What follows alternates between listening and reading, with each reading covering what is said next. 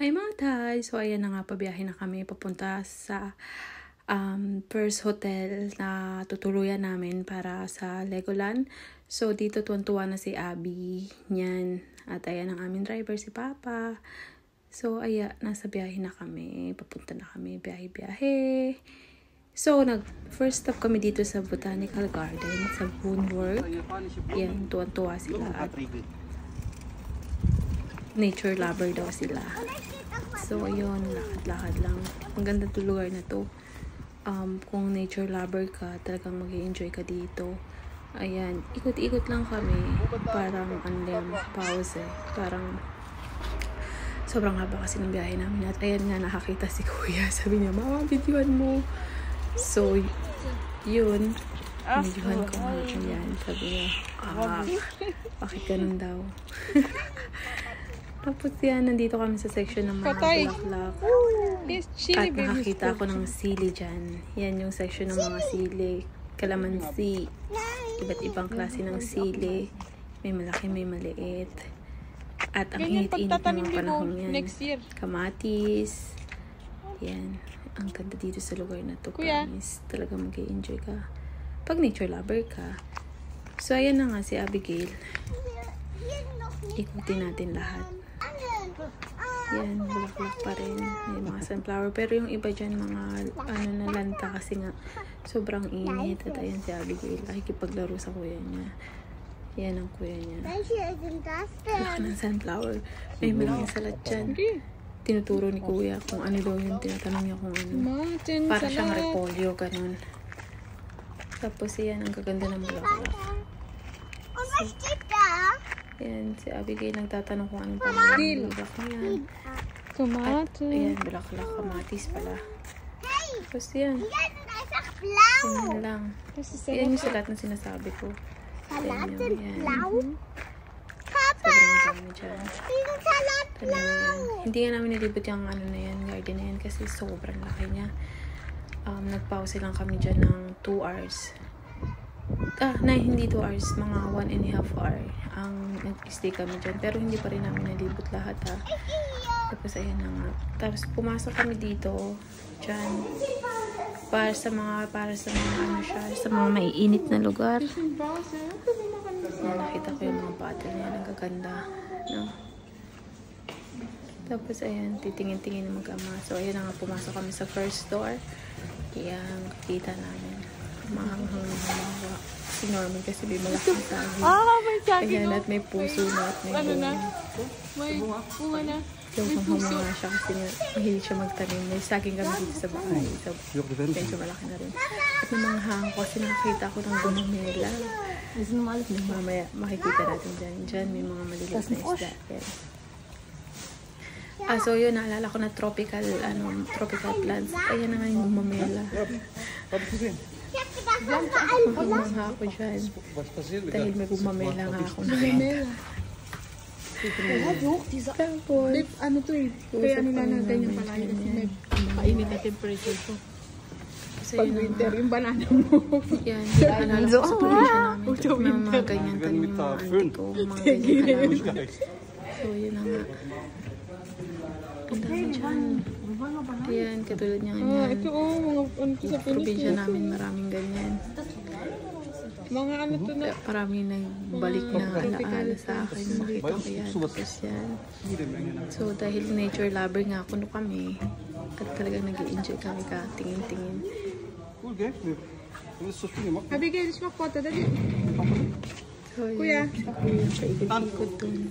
Sabi ko, kukunan ko sila ng picture. Kaya picture. 1, 2, 3, smile. 1, 2, 3, smile. So, ayan. At dito kami, sabi ni Norman, saging daw yan. Sabi ko, hindi. Ayun o, cute-cute ng mga bulaklak na yan. Hindi ko alam kung anong tawag sa bulaklak na yan, pero maganda siya. So, nalaki ng mga puno dito. Yan, puno na talaga siya, literal.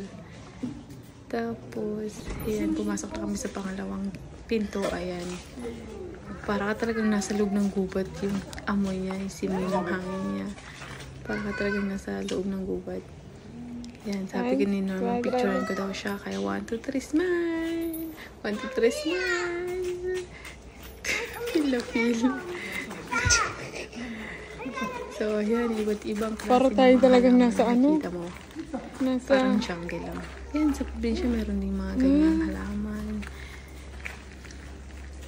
Talagang para ka nasa probinsya. Yan, feel na feel ko, te. Maglakad-lakad dyan. Yan, literal na puno na. Ang ganda, diba? Tapos, ayan, yan. Nakakita sila ng fountain dyan, maliit. Parang fountain. Yan. Hindi yan. Dito sa kabila. Yan, bago kami lumabas sa sa pangalawang pinto. Yan, yan sinasabi ko sa inyo yan.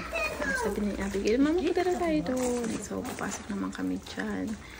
Sa pangatlong pinto na yan actually. So, ayan. Manghang-mangha pa rin si Kuya. Papasok na kami sa pangatlong pinto. Ayan yung una namin nakakita. Tapos si Kuya nakakita ng map at nakita niya ang ano nga ba? Ang Philippines. Ang map ng Philippines. Sabi niya, mama, look. Philippines daw. Ayan. Ayan ang mapa ng Pinas. So, ayan dito. Section 2 ng mga cactus. Dito makikita ka ng mas malaki pa sa'yo. Yan. Aloe vera. Yan ang mga cactus. Aloe vera. Tapos, bandang dulo talaga yung sobrang lalaki ng mga cactus dyan. Ang ganda lang kasi parang minsan mo lang makita dito sa Germany na ganyan. So, dito pala sa Botanical Garden, wala siyang entrance. Ano lang siya, free. Tapos, ayan na nga yung malalaking cactus. Parang mas malaki pa sa akin. Iba't ibang ng klaseng cactus. Sobrang dami. Busog na busog ang aming mga mata. Tapos nakita naman ako ng bulaklak. At ako naman si picture. Yan. Yan, iba't ibang klaseng cactus. Paulit-ulit na ako. Cactus. Ayan, ang sinasabi ko sa'yo. Sobrang laki na yan. Hindi ko alam kung ilang taon na yan. Sobrang tagal na siguro niya. Sobrang tanda na. Grabe, oh. Ang laki-laki. Mas malaki pa sa amin. Yan. Grabe. Wow. Sobrang haba. Yan, iba't ibang klase na naman ng mga halaman. Dito na kami sa pang-apat. Antay dong. Siya. Anong tema ba yan? Parang ganyan mga halaman. Diyan din kami nakakita ng orchids. Yan. Sobrang ganda. Picture daw. Tapos ayun. Basta marami dyan nagbabalik ang mga alaala sa Pilipinas. Para pag sa Pilipinas parang hindi ko ma-appreciate kasi palagi mo na nakikita. Kung dito na ako talagang pagpasok namin dito. Ay grabe. Na doon mo ma-appreciate pala na ang gaganda pala talaga nila. Mga halaman. Yan, bulaklak na naman. Iba't ibang klaseng bulaklak. Hindi ko alam kung anong parang hikat. Tapos yan. Yun. Una nga. Diyan na yung mga orchids. Ang lalaki niya. Ang ganda. Ayan. Hindi mo lang alam kung ayun, sabi ka nagre-reklamo na nakakagat daw siya ng insekto. Pero hindi naman insekto. Nag-inarte lang kay Char. Tapos ayan nga. Ang gandang design nila.